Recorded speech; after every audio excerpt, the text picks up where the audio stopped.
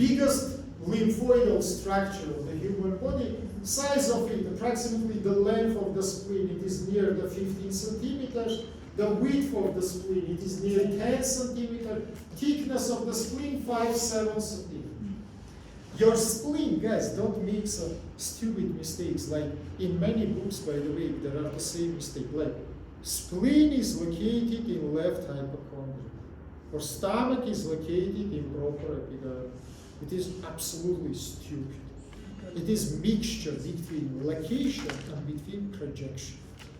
They located in peritoneal cavity, not in the hypochondrium or in proper epigastrium, but they projected in this region. That's why where is located your spleen? In peritoneal cavity. This is the most left upper portion of your peritoneal cavity. That's why it is adjacent to the diaphragm in this region. And again, let's start from physiology, anatomy. Physiologically, embryologically, it is the hematopoietic organ. It is conducting blood together with your liver. Post-embryologically, it is immunity organ. Here we have the proliferation of B lymphocytes. We have the storage of the blood. By the way, it is not simple blood. It is concentrated. Hematocrit is high. And finally, it is the thumb for the erythrocytes. They killed here. And hemoglobin makes several metabolic changes inside of it, divided into the proteins and into the gap. About anatomy, your spleen has two poles, superior and inferior. Your spleen have two margins, anterior, posterior. Your spleen have two surfaces, diaphragmatical and visceral. You understand? It is the bean-shaped structure, like the kidney. A little bit it is resembled. About its holotopy. Now look to me. Spleen is unique. It is resembled to stomach. It is resembled to the liver. That is organs which is projected not in one but in two regions, partly into thorax, partly into the abdominal region. Spleen also. Look, your spleen upwards can come up to the level of the 9th rib by anterior axillary line. So high here. You can say me why? Because it's connected with the diaphragm. And during expiration it goes to upwards, during inspiration it goes to downwards. This is one of the most movable structures inside of the peritoneal cavity. In anterior abdominal wall, of course, it is projected in left hypochondric region. By the way, palpation of spleen clinically is very hard. Usually we do it in the left side of patient or in the back. One hand we put behind, second in front. But palpation is very hard. Why? Because by fingers, then you touch to the spleen, it is constricted. This is the main physiological reaction to prevent the trauma of the spleen. Yeah, then something touched to the spleen, it constricted. Why? To remove the blood. Because imagine that you have plastic bag which is filled by the liquid. Any simple touchment can perforate. Vice versa, if it is empty bag, it will be not so simple to damage it because from inside it doesn't have any pressure. That's why remember, please, usually we palpate pathological spleen, which we call splenomegalia. It is usually associated with hepatomegalia. We call it hepatosplenomegalia. For example, in say leukemias. Leukemias, it is blood cancers. Leukemias, it can be acute, it can be chronic. In the future we will start. Okay, how it is covered by the peritoneum? Intraperitoneal. That is intraperitoneal. By the way, some literature say it is the most important peritoneal organ. Why? Because only 3 centimeter high-low doesn't cover. For example, remember the stomach. Huge place in greater curvature, in lesser curvature parts. Here, no. Only small high-low, not more than 2-3 centimeters. About ligaments. Your spleen have 3 ligaments, which is belong to spleen. You can see it in this picture. One is go to upwards, we call it diaphragmatic splenic. Second goes to the right side, we call it gastrosplenic. And one goes to back side, we call it pancreatosplenic. backside because it must make communication with the retroperitoneal space and peritoneal. By the way, except first ligament, another two is nutritional. First is suspensor. But there are one more ligament which is interesting. And it's greatly visible. You see this chair? Sitting. This chair is phrenicocholic. You can see from the diaphragm it is come to the left knee. It doesn't fuse with the spleen, absolutely. But the spleen is sitting in this ligament, and it is prevent descending of the ligament to down. Syncope. Again, to describe the syncope, I must make division into the parts. Superior pole diaphragm, inferior pole left knee, and the ligament which I mentioned now. Diaphragmatical surface, of course, diaphragm. Visceral surface look mainly into the greater curvature stomach and tail of the pancreas, which I mentioned before, come to the hilum of the spleen. Anteriorly, anterior abdominal wall, posteriorly left kidney, left suprarenal gland. That is all structures which is surrounding your spleen. Arterial supply and innervation, it is very simple. The same name structures, splenic artery, splenic vein, and same nerves which we mentioned before, make the innervation of it. Very well, let's continue. Small intestine. You can say, but why not to them? I told you before. For the surgeons, the duodenum is not part of the small intestine. This is a separate portion of the gastrointestinal tract. For the surgeons, this is true not from physiological point of view, but from anatomical point of view, because duodenum is retroperitoneal, or except superior horizontal part, yeah, which is intravascular. But all another parts of the small intestine is intraperitoneal. This is jejunum and this is the ileum. That's like one you will find surgically in retroperitoneal space, that is duodenum. Another you will find inside of peritoneal cavity. This is jejunum and this is ileum. Surgeons is very practical persons. For them it's important how I can reach the structure. But you know what is the truth? And physiologically, you know, these structures differ from each other. One is made mainly the secretory function. Second is made mainly absorptional function. I mean the jejunum and the ileum. Very well. Now let's start from question number one. Yeah, place of location. Remember forever, it is infracolic part of the peritoneal cavity. Above transverse colon, we don't have any loop of the intestine. Downwards, the lowest part of the small intestine can be descending into your great pelvis. That's it. They will cover from in front the urinary bladder and uterus for the females. That's so much they descending down. From in front, in this picture, it is syncope, yeah? From in front, here you can see heart. They covered by the greater abdomen. Greater abdomen approximately completely covered all the loops of the small intestine. It has physiological meaning. Natasha, do you remember what is the physiological meaning? Where is that? I want to listen, Natasha. There is vessels and there between the... Can I answer? It's one part of infection. It goes and fuse. Thank you very much. We say that the duodenum, there are greater momentum. It is we say chaining dog of the peritoneal cavity. Like doggies make protection of your homes, which is in chain, yeah? Samely peritoneum make the protection of peritoneal cavity. How? Localization of the problem. For example, there are perforation. It is come and surrounding this place, make the production of glue, which is called fibrin, and fused here. There's a localization of the problem. Not only this function, it has, by the way, many immunity function, the function of the storage of the fat, huge amount of the. Okay. About the projectional anatomy, it is more than simple, guys. From 9 regions, 6. Except 3 epigastral, hypochondral region, proper epigastral, in all another regions, you will give the projection of the small intestine. But from projectional point, it's important to make projection of this structure. Look, which is called the root of mesentery. Root of mesentery. What is it? Generally, small intestine have two ligaments.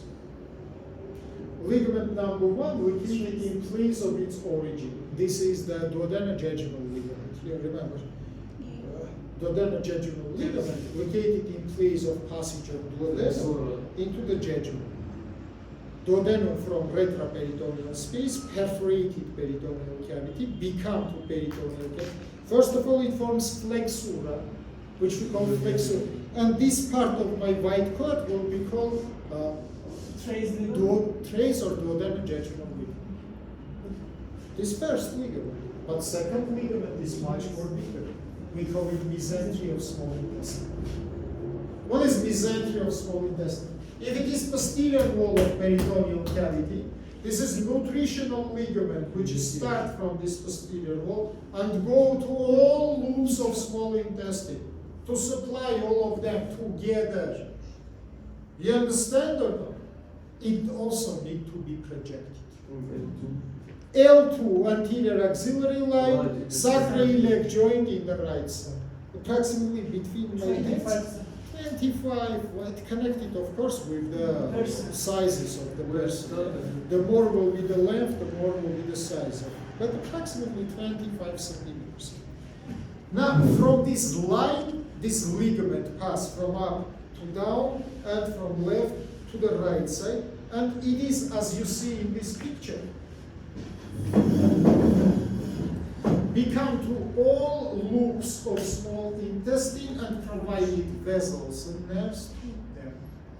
If you will look into this picture, it much more visible will be for you. This is the mesentery, and this is vessels and nerves, which is inside of mesentery. You remember I told you, superior mesenteric artery gives huge amount, 50, 70 vessels. 3/5 will goes to the ileum, 2/5 goes to jejunum, because ileum generally longer. It is longer than the jejunum, yeah? That's why majority of vessels go to the ileum. How they go? Look to me. They form the artery system. Each artery is split into two branches, two neighboring arteries called anastomose. Anastomose divided again into two branches, and again the new anastomose is formed. Let's say up to 5 times. It's not draw, by the way, so much. You can see 1, 2, 3. But in reality, up to 5 times, we can have formation of these arches. Finally, look at this. It's like, this is very important, guys. Now look, for example, this is the loop of intestine. Doesn't matter now for this, ileum or jejunum. From posterior surface, it is received the vasorectum.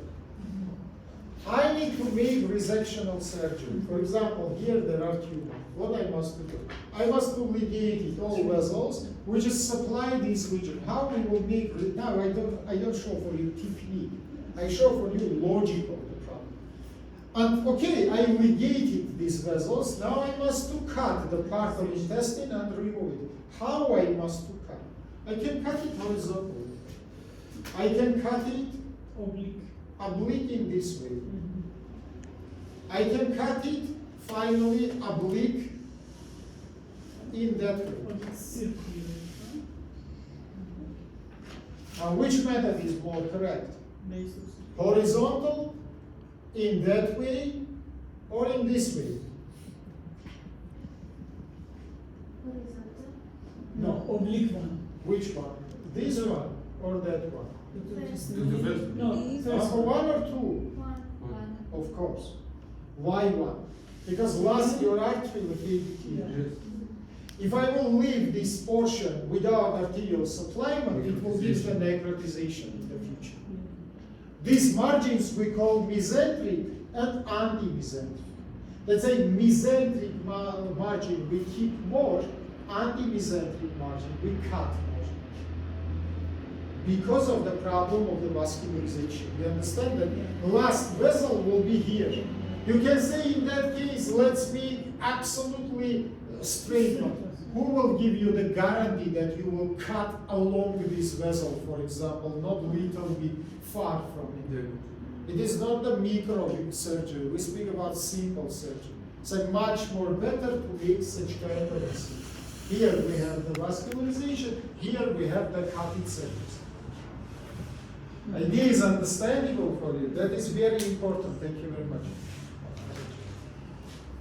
Let's continue. About the syncope also. I say in front we have the greater omentum. We have anterior abdominal wall in front of the greater. Above we have transverse colon and mesocolon. Below we have small pelvis with the organs which is located in small pelvis. Behind of it we have biggest vessels of the human body, and of course we will have urinary and reproductive system structures. Ureters, uteral tubes, ovariums in lower portion, they will be behind of the small intestine. From biggest vessels, of course, aorta abdominalis, inferior canal vein, and finally in the level of L4, L5, it will be bifurcation of the aorta, which is divided into common iliac vessels, right and left. Branches will be downwards inside of the small pelvis, that's it, they will not touch any house of the small intestine. Inferior mesenteric located between duodenum and pancreas. I say you 2 minutes before I show. Look. This is inferior mesenteric vessels.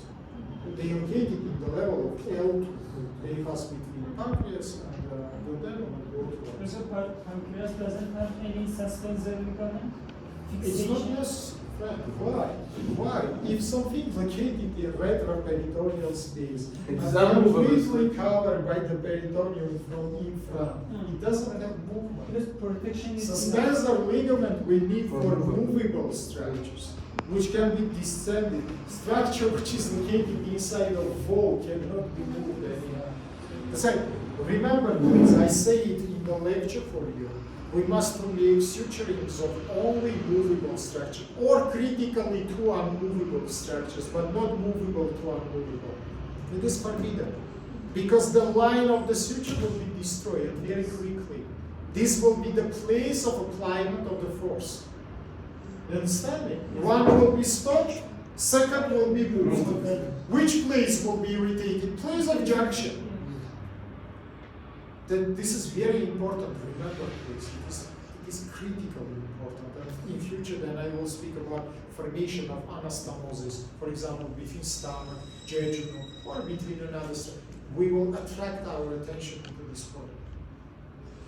Very well. Now, I think the small intestine is described completely about venous drainage. You know, I say if superior mesenteric give arteries, superior mesenteric vein will receive the veins. Of course, it will go to the portal system. Of course, it will be detoxified inside. Now look in the picture. Yeah. So absolutely same. Here we have splanchical nerves, which is combination between branches of the vagus and truncus sympathicus. Yeah? Large intestine have specific kind of innervation, also which we call the intramural innervation, or autonomical innervation. Let's say these vegetative fibers inside of the wall of the large intestine, they form the plexuses. Let's say this system, vegetative system, we call second brain, because it can be autonomically work without receiving of the signals from the central nervous system. By the way, abnormal development of this kind of structures give very hard inherited or acquired problems, for example, Hirschsprung disease or Doricha megacolon. Then peristaltical movement is loose for sigma and for the rectum and colon generally, and it's become to the big sac. Chronic long-time constipation with intoxications, with huge amount, of course, only resectional surgeries we use by Paloma, by Ivanisevich, which I will speak about in the future. But they have severe innervation. Again, here, guys, unfortunately, you see one question or another question, and like this you continue. What about, I want to speak about, you must remember anatomy. Vegetative fibers divided into two main types. It is preganglionic and postganglionic. Preganglionic fibers, it is before the ganglions, for example, sympathetical ganglions. Postganglionic fibers, it is after the ganglions, yeah? And generally only postganglion fibers can make innervation. Preganglion fibers no. Let's say preganglion fiber doesn't matter, sympathetic or parasympathetic. For example, in head region, you remember 5 parasympathetic ganglions. Yeah? Let's say bicranial nerve, preganglion fiber come into ganglia. Here it makes the synapse, and postganglion fibers originated, which is reach the organ or tissue and innervate. You remember the ganglia celiaca, ganglia parotid one, otic one, submandibular one, sublingual one. So you know this parasympathetical. Inside of the thoracic cavity abdominal, we have sympathetical ganglia, huge amount of the ganglia, so parasympathetical. But in large intestine, these ganglia is located inside of the wall. That's why we say that they have autonomical, that's why postganglion fibers originated not outside and come to the organ, but they originated inside of the wall. You remember 2 types of the ganglia, the Messner one and Auerbach ganglia. Yeah, they located one located in submucous nerve, second located in muscular nerve. But that is not, this is anatomy, guys. This is not my subject. My subject, let's start to speak about parts. Again, anatomy. First portion, it is started from iliocecal angle. It is lower portion, which is called sacrum. Intraperitoneal without mesentery. Second portion, ascending colon. Let's say, generally we can say that above iliocecal angle, we have colon, which is divided into 3 portions: ascending, transverse, and descending colon. Yeah? Again, I say you, this is the border, upper margin of iliocecal angle. Ascending colon come to the right knee, it is absolutely mesoperitoneal. Transverse colon is intra, it has mesentery, which we call mesocolon. By the way, you can see that the knee of transverse colon have more higher position than the middle part. It has loop-shaped form.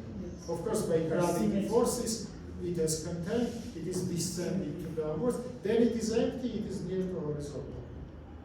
But of course, it's hard to imagine. It is empty, that's a majority of the cases. It has the loop-shaped form.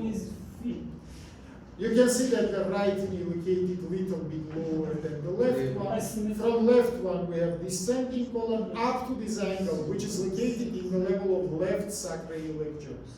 Here, the descending colon become to sigma up to this second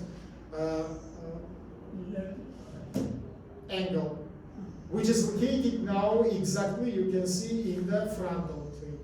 That's why from that point it is descending to down, yeah, flexura, and it is become to the rectum. For the rectum, yeah, we describe 3 portions anatomically, 3 portions. It is supraampular, ampulla, and infraampular, or anal portion. Ampulla, it is middle in large part, which you can see here. Topographically, it is divided superior intraperitoneal, middle mesoperitoneal, and lower extra. They coincide to each other, by the way, these 2 divisions. About symptoms. Generally, in front of the large intestine, you can have 2 structures: loop of small intestine and the anterior abdominal wall, together with greater abdomen.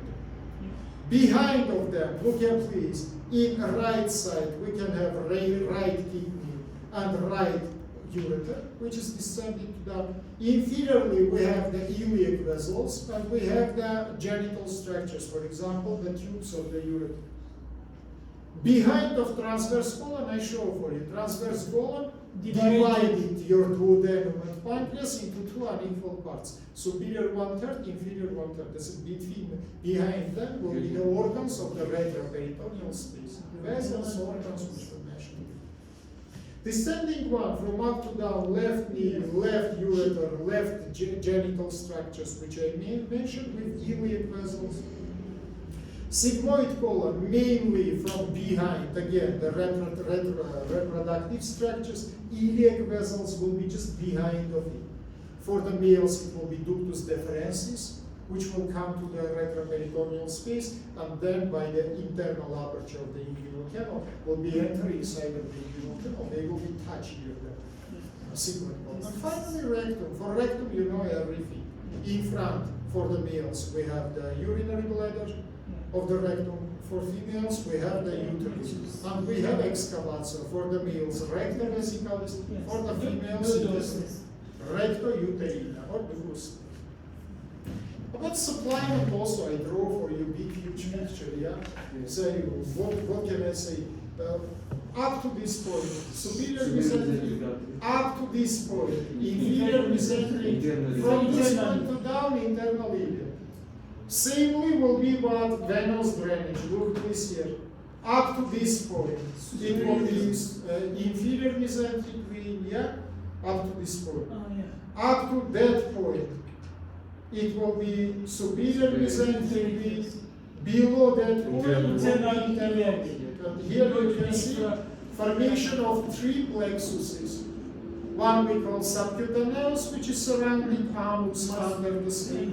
Second we call submuscular or subfacial. Third we call subcutaneous. Inside of these plexuses, mainly last two, we have formation of the portal upper rectal vein draining to the portal system, middle and lower draining to the caudal system. Here I put for you special table which is shown. From 5 anastomoses, you can see one located in anterior abdominal wall, it is the para-umbilical. Another 4 located inside of the peritoneal cavity, retroperitoneal. Esophageal one, rectal one, and infraphrenic, I say you. Liver gives the one ligament to the right kidney, it is the ligamentum hepatorenale. It contains the vessels which is belong to the portal system. So here we have formation of portocaudal anastomosis. This is all portocaudal anastomosis which we had. Lesson is finished. My part of the lesson is finished.